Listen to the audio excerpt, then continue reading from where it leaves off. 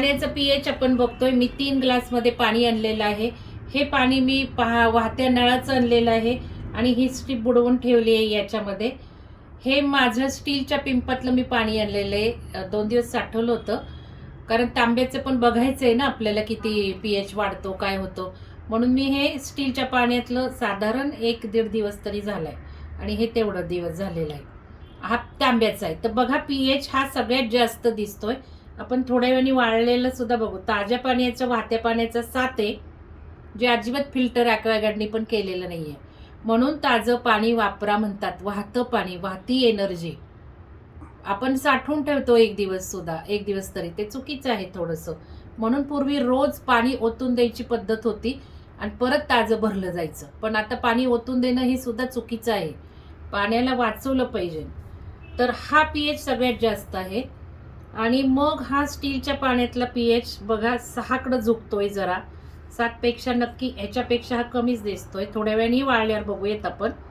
तर हा 6कडे झुकलेला आहे, 6 आणि 7च्या मध्ये, आणि हा सगळ्यात कमी दिसतोय पीएच.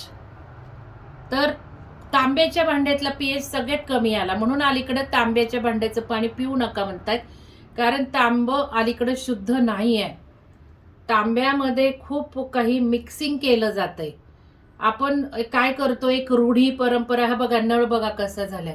आणि मी 2 पिंप आणलेत, मोठे पण आणलेले आहेत, पण मला तेच अनुभवायचं येतं, म्हणून मी आज यांना बदलायला म्हणजे देऊन टाका म्हटलंय.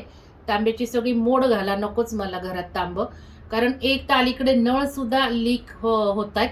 तो नळ बसवणारा सुद्धा म्हटलं तर नळ बसवू नका, लीक होईल. म्हणजे पूर्वी नळ सुद्धा छान बसवायचे, लिकेज असं काही दिसायचं नाही. आणि आता माझे 3 पिंपांना, मी एक स्टीलच्या पिंपाला सुद्धा नळ बसवाच म्हटलं, तोही गळतोय. त्याला सुद्धा लांबी वगैरे भरून आणायला लागली. म्हणजे किती कारागीर, किती कुशलता बदलत चालली आहे ना. आपण जर बिलीफ ठेवलं की तांब्याचं भांडं चांगलं, तांब्याचं भांडं चांगलं, तर ही इथे असे रिझल्ट दिसत आहेत. तर तांब शुद्ध पाहिजे ना आपल्याला, भेसळयुक्त नको.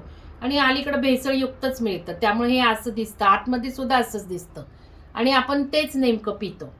तर ब्लँक श्रद्धा नको, डोळे उघडपणे आपण प्रयोग करून अनुभवांती ठरवूयात. तर हे सगळं आज मोडीच चालवलेले आहेत पाण्याची भांडी.